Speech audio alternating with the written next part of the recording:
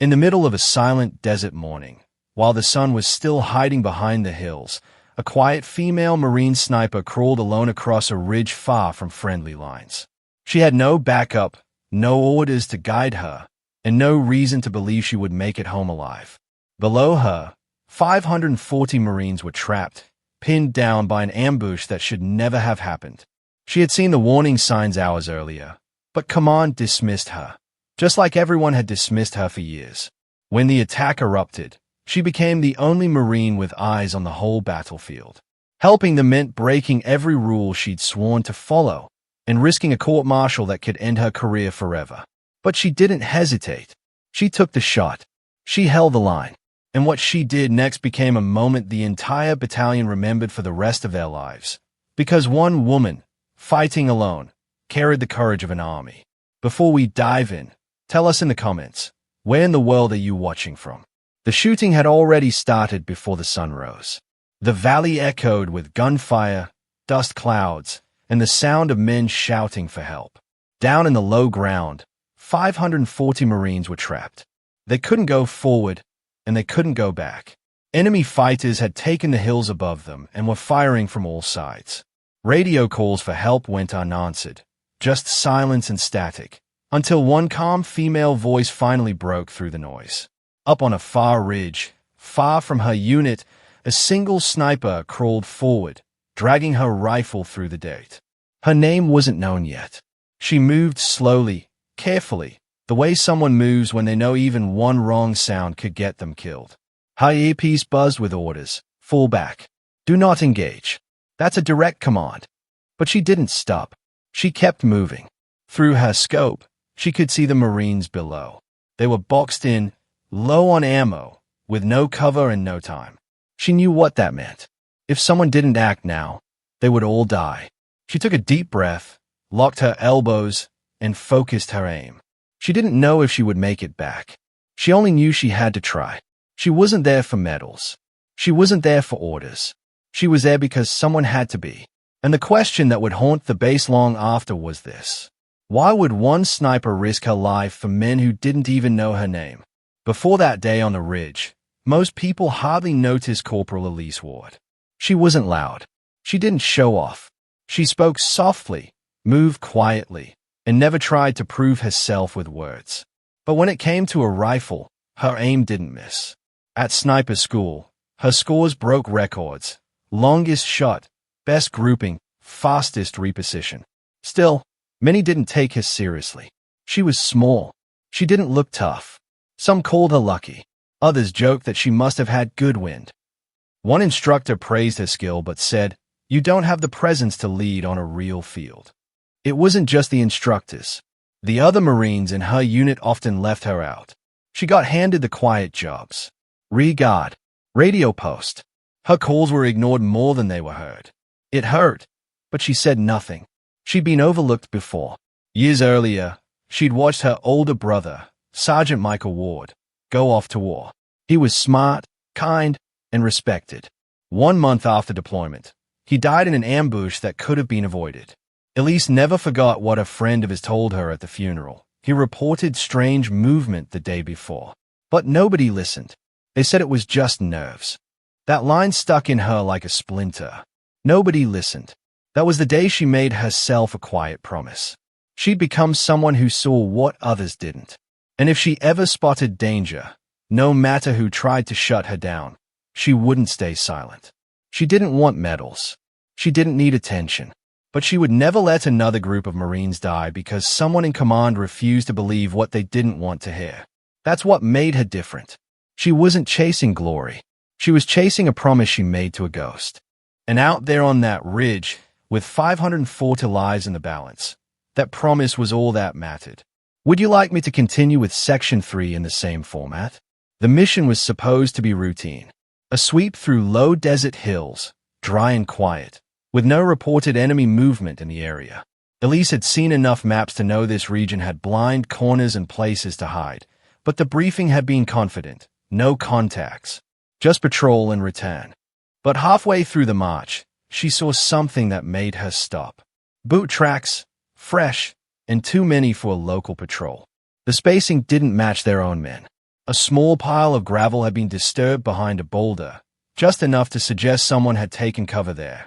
Then a flash caught her eye, sunlight bouncing off a rifle scope high on the rocks. It disappeared a second later. She keyed her MIC. This is Ward. I've got movement on the north ridge. Possible scope reflection. Possible enemy position. Recommend halt and reckon. The reply came quick and sharp. Negative. Intel says this area is clean. Stay on task. No detours. Elise didn't argue. She'd tried that before and paid the price. So she said nothing more, broke off to her assigned overwatch post, and climbed the back ridge alone. 5 minutes later, the world exploded. Gunfire erupted from every direction. Mortars hit the valley floor. The lead column was caught in the open. Marines scrambled for cover, some shouting into broken radios, others frozen in place. Elise dropped flat and raised her scope. She saw it all. Hundreds of enemy fighters in high ground positions, firing in waves, too many to count. The command channel was chaos. Screams. Confusion. Then an order, all snipers fall back. Repeat. Fall back to regroup. Do not engage. But Elise stayed still. Her hands shook. Her jaw clenched. This was just like before. The warning signs ignored. The trap sprung. The men below trapped like her brother once was. She closed her eyes for 1 second. Then she opened them and whispered, "Not again." And as the voice in her ear told her to retreat, she placed her cheek against the rifle stock, took aim through her scope, and made the choice she already knew she would.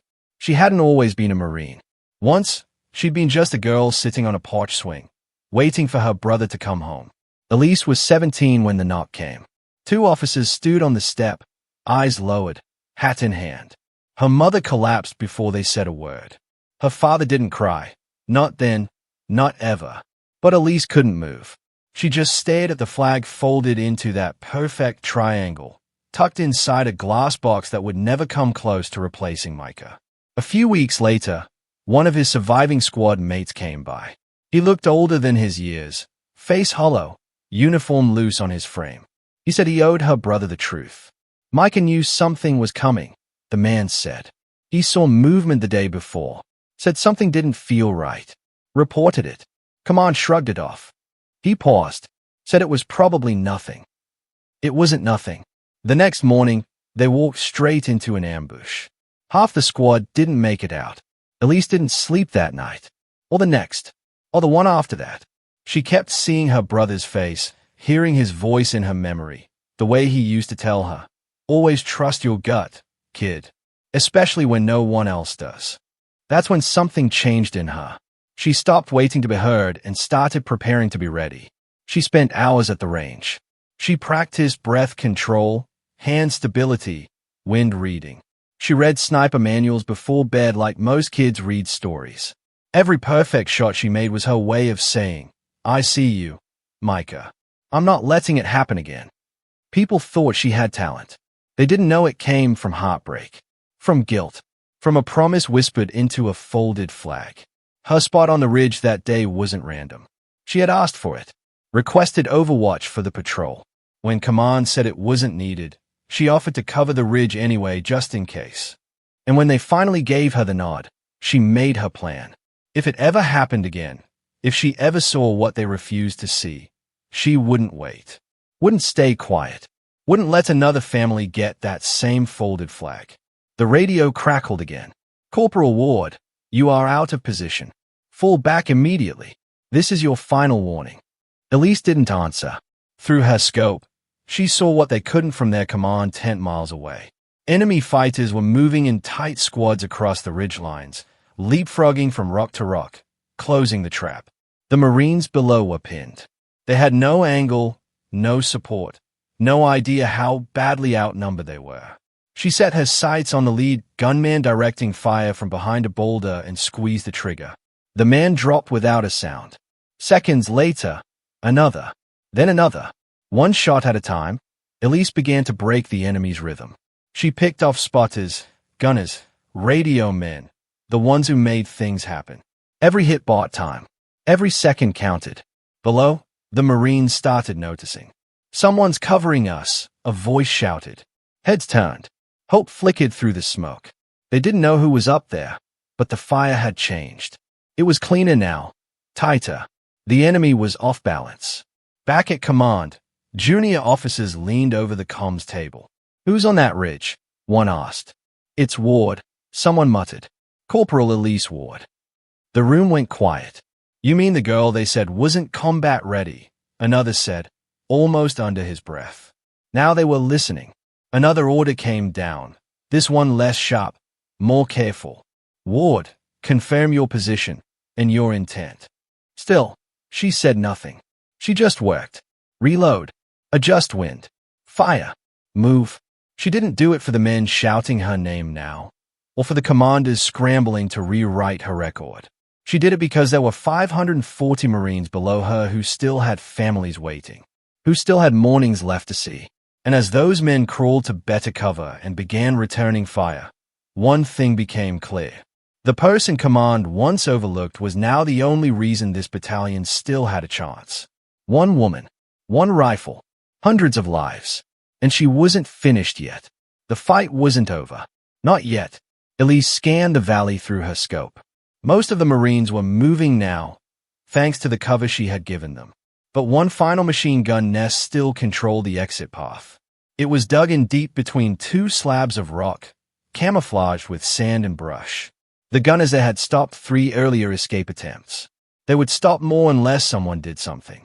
She adjusted her sight, checked the wind, and called out ranges to a nearby fire team through the comms. "Shift left 200. Suppress on my mark. I'll take the right." Her hands were shaking now. She hadn't eaten in over a day. Her ribs ached from crawling. Her arms burned from the weight of the rifle. Still, she steadied her breath. When the Marines below opened fire, she exposed herself just enough to get the angle. The enemy didn't see her. Not yet. She had one shot. She squeezed the trigger. The nest went silent. A moment later, someone on the valley floor shouted, "We're clear. Move." And like that, the battalion surged forward, wounded carried, weapons raised, hope alive again. Helicopters thumped across the sky. Dust kicked up in circles. Marines were loaded one by one, bloody, battered, but breathing. Elise didn't watch them go. She rolled onto her back, hands still gripping her rifle, and let herself close her eyes. Not to sleep, just to breathe. Later, when they pulled her out and flew her to base, word had already spread. "A lone sniper saved the battalion," they said. "One woman on the ridge." She didn't want credit. She just wanted confirmation the men had made it home. But when the dust settled and she finally stood again, her commanding officer came to her in silence. He didn't salute. He didn't speak at first. He just looked at her, this small, quiet Marine he had once dismissed, and nodded. "Your call saved them," he said. "Not mine." Elise didn't answer. She didn't need to. She made a promise. She kept it. The valley would remember the sound of that shot. And so would the men who lived because she stayed. Weeks passed. The base went back to normal, or tried to. New patrols rolled out. The radios buzzed like always. But something had changed. Every time Elise walked into the mess hall, a few Marines, men she had never spoken to, stood up. Not all at once. Not loudly. Just one here, one there. A nod. A quiet pause. No applause. No medals pinned in front of the cameras. Just quiet respect. She kept her head down. Still sat alone most days. But she felt it in the silence. How the air shifted when she entered a room. Command reviewed the operation. Technically, she had disobeyed a direct order. There were long meetings.